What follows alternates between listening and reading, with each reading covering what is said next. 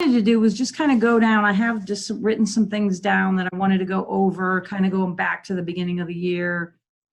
My intent was to give an update on, kind of how things have gone and where we're at, and then give you an opportunity to ask me questions about things that you're wanting to know.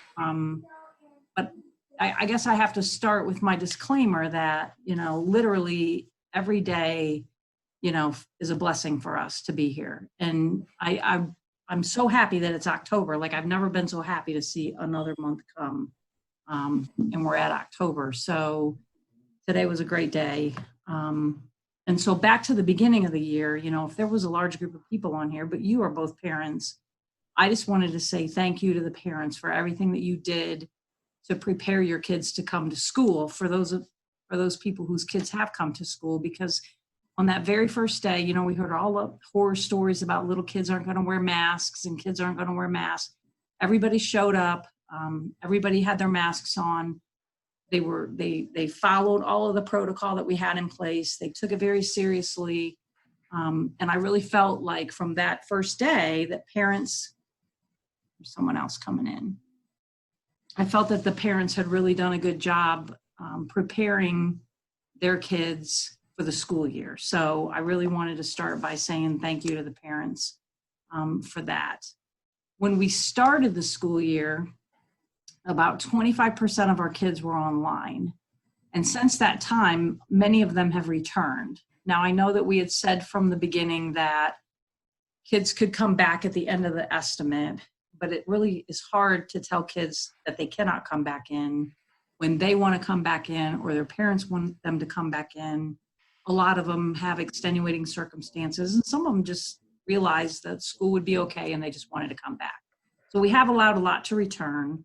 The quarter will be ending here in October 16th. And there are some parents out there that have probably already gotten a letter or are in the process of getting a letter from us that is saying that their children have not been online and they're going to be mandated to return to school because we can't have them far behind. So we're trying to kind of run a list right now. We have an idea of kids who want to come back on the 19th. And so we're out there asking if people do think that they want to return, and we're thrilled to have them come back. If they could let us know, it would be great to be able to prepare for that as well. Our sporting season started. Obviously, we had some we were limited in our football schedule, which was perfectly fine because we were very worried about that. And again, back to the parents and the community and the fact that the compliance was just phenomenal. We were there and ready at all the events to make sure that, we have all these guidelines that we have to follow, making sure that the health checks were happening, that the fans were wearing their masks.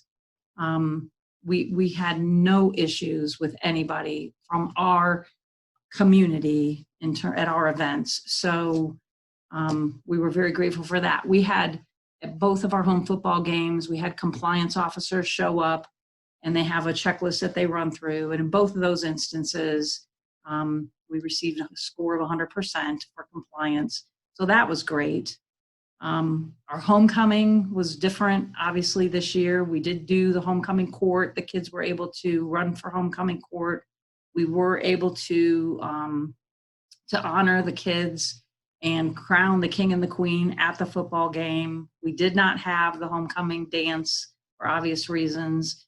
We did do, I don't know if your kids participated, but we did do the drive-through photo opportunity last Saturday, and we had a good number of kids take advantage of it. Probably not near as many that would have come to a dance if we'd have been able to have a dance, but they seemed to enjoy it. We were able to get pictures taken, and I thought the high school did a nice job really putting some time and effort into decorating that and making it nice.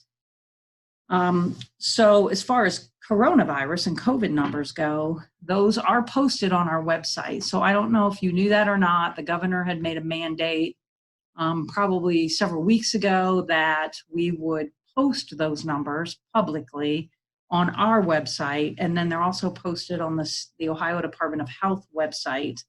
So for us, there's a link across the top of our website that says About Us.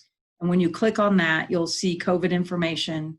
And when you click on that, then it will pull up a sheet that has the breakdown, total current positive / isolation cases in the school district. And then it will list the buildings that have current positive or isolated cases. And then there are the number of kids who would have been considered close contacts to those positive cases that are in quarantine. Those numbers are there as well.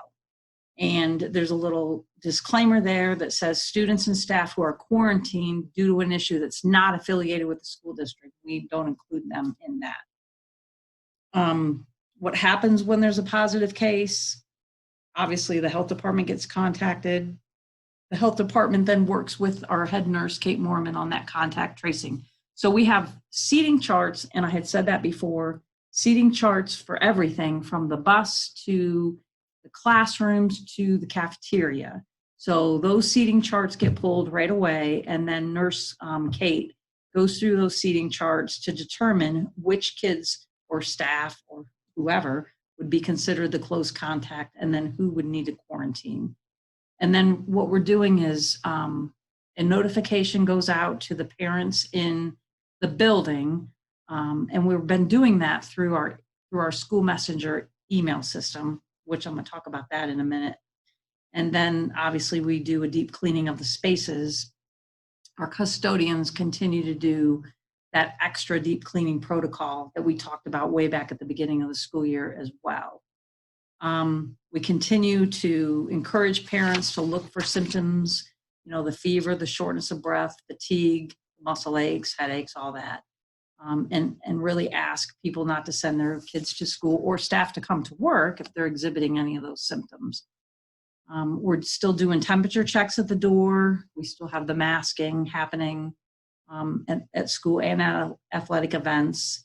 The teachers are cleaning the student desk surfaces in the buildings where kids are changing classes.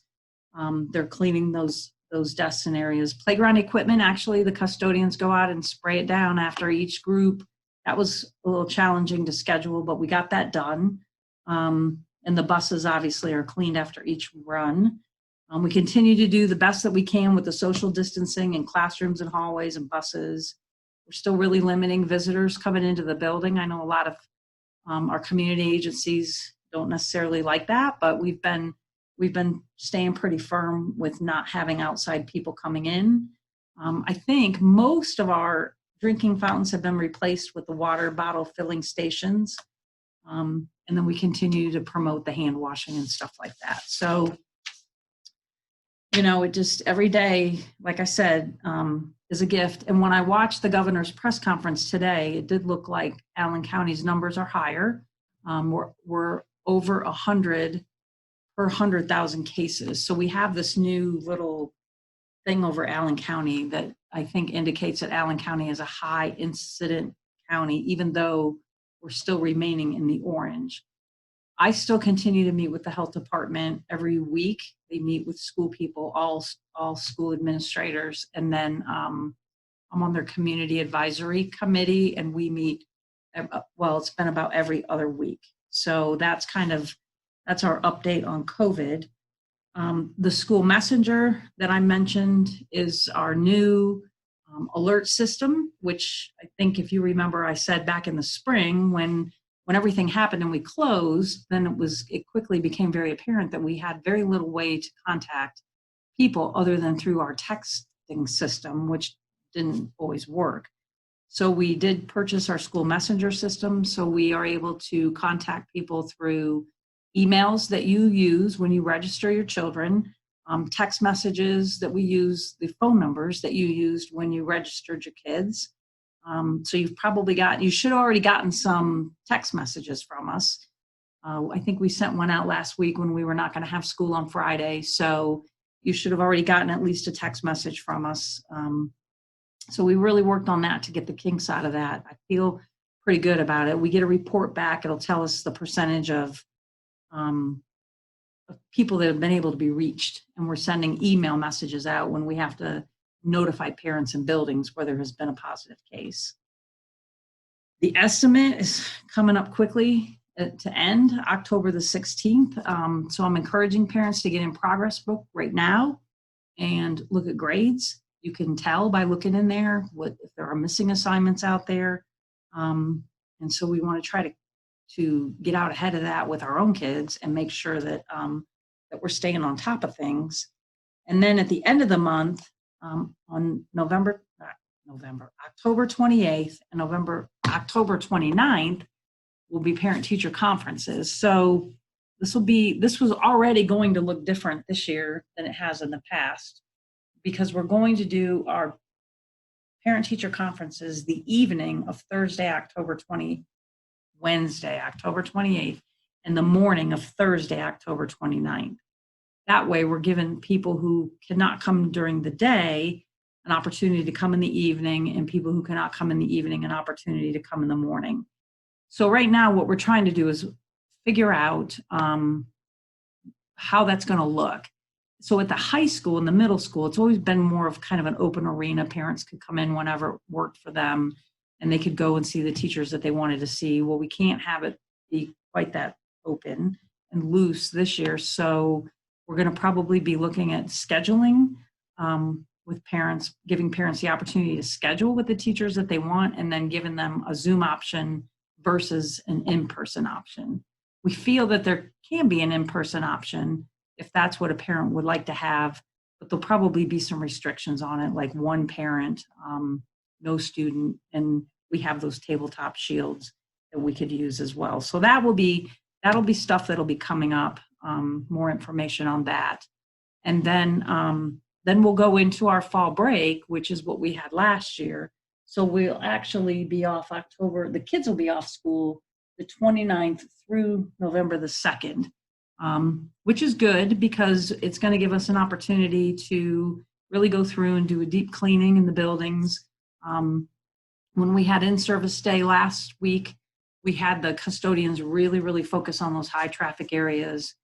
But then this opportunity will be for them to even get into the classrooms even more. So October also means that we are still, as far as I know, on track for our Chromebook delivery, which was, we ordered those in the spring, if you remember, and then they were back ordered because of US sanctions out of China.